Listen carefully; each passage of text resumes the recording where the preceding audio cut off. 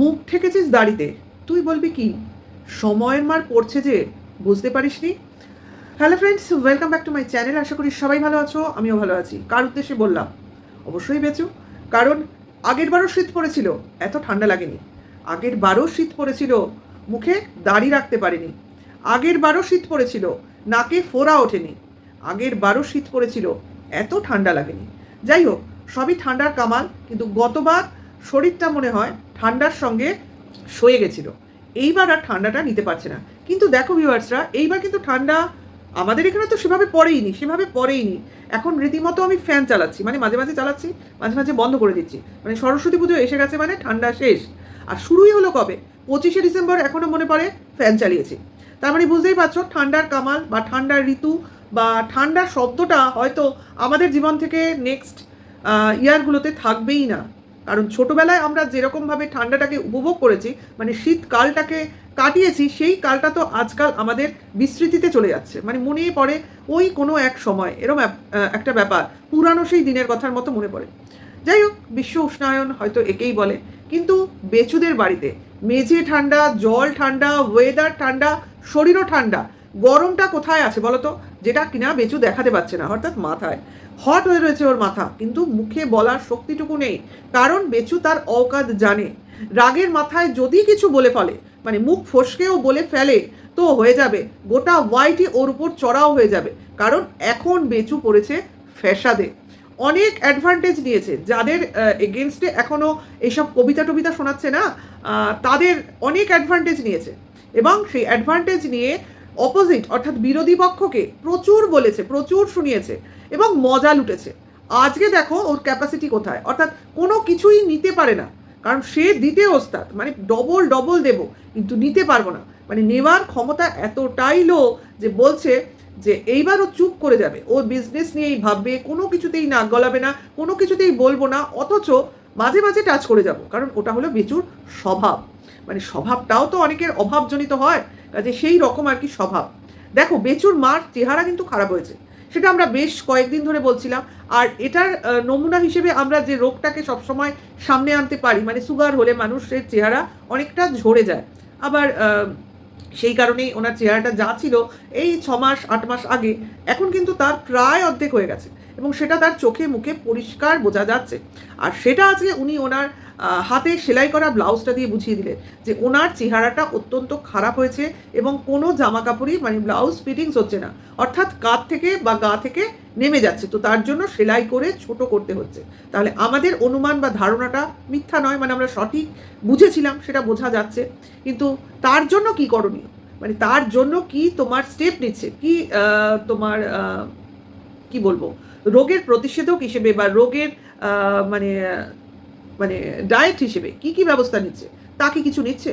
আজ অবধি তো সেই টেস্টটার কথাই জানতে পারলাম না, যে এই টেস্টটা একটা করার কথা ছিল যেটা কিনা ওই কাশির জন্য করতে হতো। সেই টেস্টটার নাম এলো না। আবার করলো কিনা সেটাও জানা গেল না।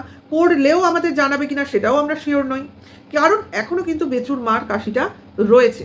যাই হোক, ওর মার শরীর খারাপ, সেটা নিজের মুখে স্বীকার করলো বা আমরা দেখতে পাচ্ছি। কিন্তু বেচুর তাপ উত্তাপ সেভাবেও অতটা নেই, কারণ নিজেরও শরীর খারাপ, নাক বন্ধ, চোখ বন্ধ, গলা ভারী, ইত্যাদি ইত্যাদিতে ভুগছে। এটা তো আমি প্রথমেই বলেছিলাম যে ভোরবেলা যেভাবে কুয়াশা পড়ছে, আমাদের এখানেও পড়ে, গরম হলে কী হবে? তো সেই কুয়াশাটা যদি কারোর গায়ে পিঠে মাথায় লাগে, তো সে সারা শীত তোমার এই ভোগান্তিটা ভুগতেই হবে। শীতের শুরুতে যদি কারোর ঠান্ডা লাগে, তো গোটা শীত ধরে নাও তুমি ওখানেই এনগেজ হয়ে রইলে। যাই হোক, যেটা বলার সেটাই এবার চলে আসি। সেটা হচ্ছে তোমাদের ওদের শ্রাদ্ধের নিমন্ত্রণ এলো, মানে যার জন্য ওরা এই গুরুদশা পালন করছে, যার জন্য খাওয়ার অসুবিধা ফিল করছে, নতুন নতুন আইটেম মানে এনে খাওয়ায় চেঞ্জ করার চেষ্টা করছে। তো সেই দিনের অবসান আসন্ন, আর হয়তো 4-5টা দিন বাকি, দেন ওদের 3 দিনের কাজের নিমন্ত্রণ এসে উপস্থিত হলো। তো এবার আসবে সেই ওদের কি কামান নাকি, মানে আমরা তো বলি তোমার ঘাট কাজ, ওরা বলে কামান। তো সেইটা করবে, অর্থাৎ দাড়ি গোফ ছাটাই হবে। কারণ বললো 5 পুরুষের আগে পর্যন্ত নাকি এইসব নিয়ম মানতে হয়, 5 পুরুষ পর হয়ে গেলে সেই নিয়ম না মানলেও চলে। যাই হোক, জানি না, যেটা সেটা নিয়ে বেশি কথা বলবো না, মানে অল্প জানা নিয়ে কথা বলাটা বিপদ। তো শুনলাম, তো যেটা ওদের নিয়ম সেভাবেই করবে। তো সেই কাজ যখন হবে, আশা করি একটা অন্য অজুহাতেই হোক, বেচুর ভিউয়ার্সদের আশা পূরণ হবে, অর্থাৎ বেচুকে আবার তারা সাফ সুতরা হিসেবে দেখতে পাবে, অর্থাৎ দাড়িগোপবিহীন দেখতে পাবে, ঠিক আছে। অর্থাৎ এক প্রকার বেচু স্যারেন্ডার করছে, মানে কিছু করার নেই ওর, অন্য কারণে বলতে পারো, ভাগ্যের কারণে নিজের স্বাদের দাড়িটা বিসর্জন দিতে হবে, যেটা কিনা বেচুর কাছে হয়তো দুঃখজনক, কিন্তু তার ভিউয়ার্সদের কাছে আনন্দ সংবাদ, ঠিক আছে। তো এরপরে দেখার জিনিস, অর্থাৎ এই কামানোর পর বেচু কি আবার দাড়ি রাখবে, মানে আবার কোনো দাড়ির সংবাদ তৈরি হবে, মানে আবার ভিউয়ার্সরা কি খেপে যাবে, এটাই দেখার। তো দেখা যাক কি হয়। তো বেচু একটা কবিতা পাঠ করলো, ওর একজন ভিউয়ার্স নাকি ওকে কবিতা লিখেছে, যেই কবিতার মূল কথা হচ্ছে যে বেচুর এখন অবস্থা খারাপ, তাই দেখে কিছু লোক মজা নিচ্ছে, হাসছে, কিন্তু একটা সময় এমন আসবে যখন কিনা তাদেরও ভগবান শিক্ষা দেবে। এটা তো খুব ন্যাচারাল, এটাই হয়।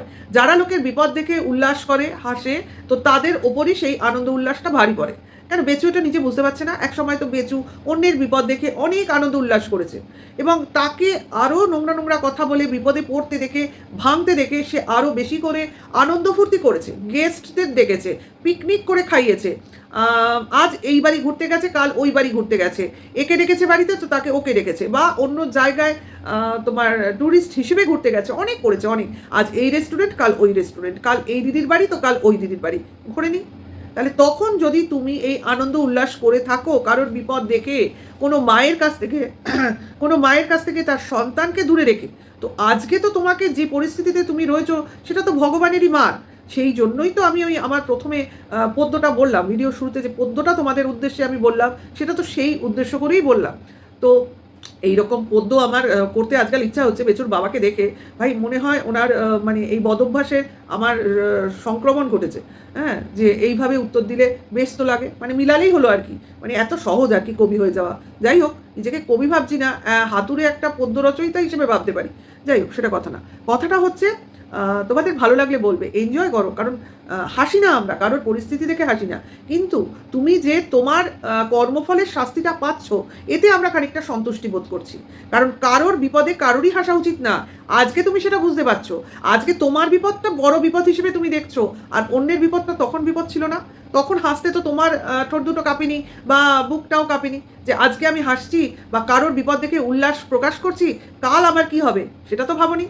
তাহলে আজকে সেই বিপদে পড়ে এখন তুমি অন্যের বিপদে পড়ার কামনা করছো, সে তো ভগবান বিচার করবে অবভিয়াসলি।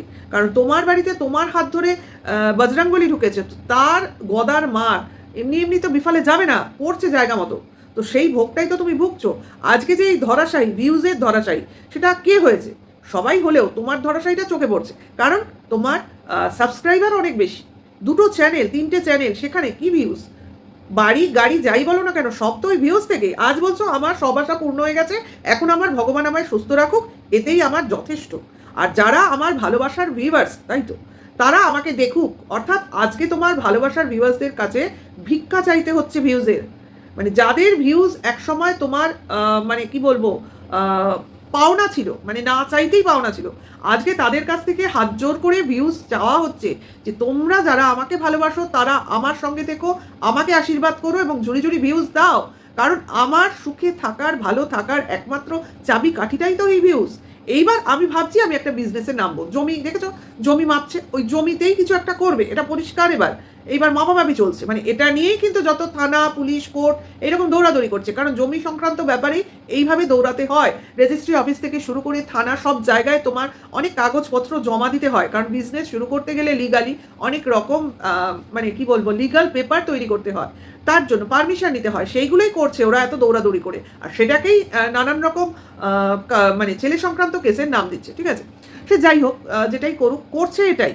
এবার এই বিজনেসে কিছু একটা শুরু করবে, এবং সেই এখনই অতটা লাফানো ঝাপানোর কিছু নেই, বিজনেস শুরু করব, এবার সেটা সেই জায়গায় গিয়ে পৌঁছবে কিনা, বা সেটা ফ্লোরিশ করবে কিনা, বা সেটা আসলে সেখান থেকে আমার বিজনেস করলে তো একটাই তোমার চাহিদা থাকে, প্রফিট, তো সেই প্রফিটটা আসবে কিনা সেটা তো আগে ম্যাটার করে। কাজে শুরুতেই আমার হ্যান গরেঙ্গা ত্যান গরেঙ্গা না বলে আগে তো শুরু করো, আগে তো জিনিসটাকে সাজাও, আগে তো জিনিসটা তৈরি হোক। আবার মিস্ত্রি ডাকবে নাকি, তার মানে কী তৈরি করছে ভাবো, আমার তো যথেষ্ট সন্দেহ হচ্ছে। বাবা কারখানা তৈরি করে ফেলবে নাকি বেচু, মিনি কারখানা? দেখা যাক কি করবে না করবে, এটা দেখার জিনিস। হয়তো সেই ভাঙিয়ে ভাঙিয়ে দেখো, সবারই কিন্তু ব্লগিংয়ে ওই বিজনেস ভাঙিয়েই কিন্তু ব্লগ করবে, কারণ ওদের ওখানে তোমার প্লট বেশি, অর্থাৎ জায়গা বেশি, প্রকৃতি বেশি, জায়গা সেগুলোকে নিয়ে এরা ভিডিও করে, সারাদিন যেটা করে সেটাই তো ভিডিওর বিষয়বস্তু।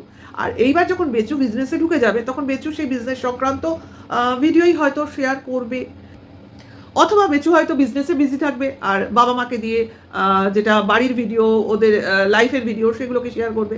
তার জন্যই এই বাবা মাকে ভিডিও চ্যানেল দিয়ে এইভাবে তৈরি করছিল। বুঝতে পারছো এদের মোটিভটা কি, কীভাবে জিনিসটা চালাতে চাইছে? এইভাবেই চলবে, দেখবে বেচু তার একটা তোমার বিজনেস সংক্রান্ত চ্যানেল করবে, একটাই শর্টস করবে, আরেকটা বাবা মাকে দিয়ে ডেইলি লাইফ করবে, এটাই করবে, কারণ এইভাবেই চালাতে চাইছে, এইভাবে যা ইনকাম করবে সেটা দিয়েও গুছিয়ে মুছিয়ে ওর চলে যাবে, এটাও বলতে চাইছে।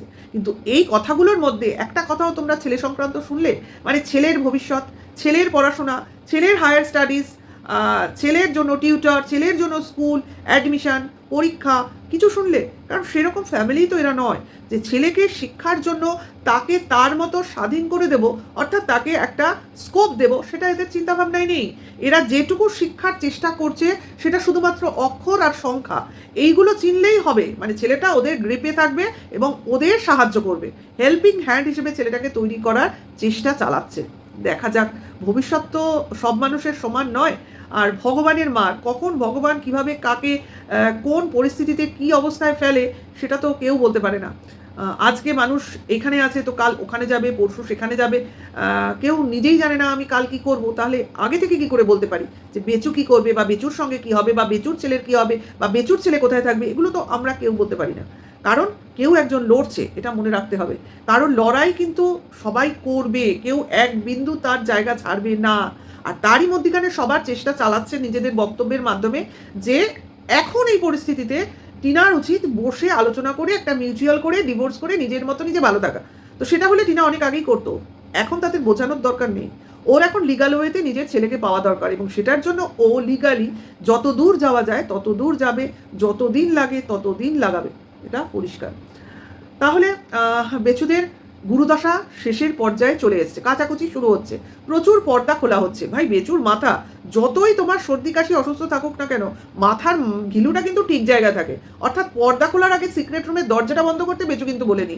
ভাই দরজা খোলা অবস্থায় যদি পর্দা খোলে তাহলে তো ভেতরটা দেখে ফেলবে না লোকজন, মানে আমরা বাকি যারা দেখার তারা তো দেখে চলে গেছে। যেমন কিমা, সে আবার এতই ভোলাভালা, সে নাকি সিক্রেট রুমে ঢুকেছে অথচ সিক্রেট রুম দেখেনি, মানে এতটাই অবোধ।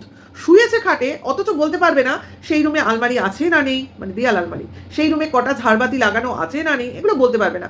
অথচ কিমা কিন্তু সেখানে বসে ভিডিওও করেছে, সেটাও আমরা জানি, মানে লাইভও বলতে পারো। এখনও আমি এই মুহূর্তে মনে পড়ছে না, হয় ওটা লাইভ হবে, আমার মনে হয় লাইভই করেছিল, একটা নীল রঙের নাইট ড্রেস পরে, আমার এখনও মনে আছে। যাই হোক, তাহলে সেইখানে ভিডিও করার পরেও কিমা কীরকম বিনা বাক্য ব্যয়ে সাদা মুখে কাদানের মতো বসে বলতে পারে, আমি তো জানি না 4-5 মিনিট ওখানে, 3-4 মিনিট ওখানে শুয়েছিলাম, তারপর আবার কি করতে বেরিয়ে গেলাম। আহারে, আমি কিচ্ছু জানি না, অথচ আমি কন্ট্রোভার্সি ক্রিয়েটার, আমি কিচ্ছু জানি না, আমি ক্যামেরা নিয়ে ঘুরি, প্রতিটা ক্ষণ আমি ক্যামেরাবন্দি করি, অথচ আমি একটা রুমে গেছি, রুমটাকে দেখিনি, অথচ আমি বলছি কি সুন্দর সাজিয়েছে, কি সুন্দর সাজিয়েছে। যাই হোক, কিমাকে নিয়ে অবশ্যই একটা ভিডিও আমি করব, কারণ কিমার দাক্ষিণ্য এবং সেই দাক্ষিণে পুষ্ট বেচুর অবস্থা, এখনকার অবস্থা তখনকার অবস্থা, এই নিয়ে একটা ভিডিও আমি অবশ্যই করব, একটু সময় লাগবে। তো ভিডিওটা এখানেই, এই ভিডিওটা এখানেই শেষ করি। নেক্সট ভিডিওয়ে আবার দেখা হবে। ভালো লাগলে লাইক কমেন্ট শেয়ার করবে। সবাই ভালো থেকো, সুস্থ থেকো, এখনকার জন্য এইটুকু, টাটা, বাই।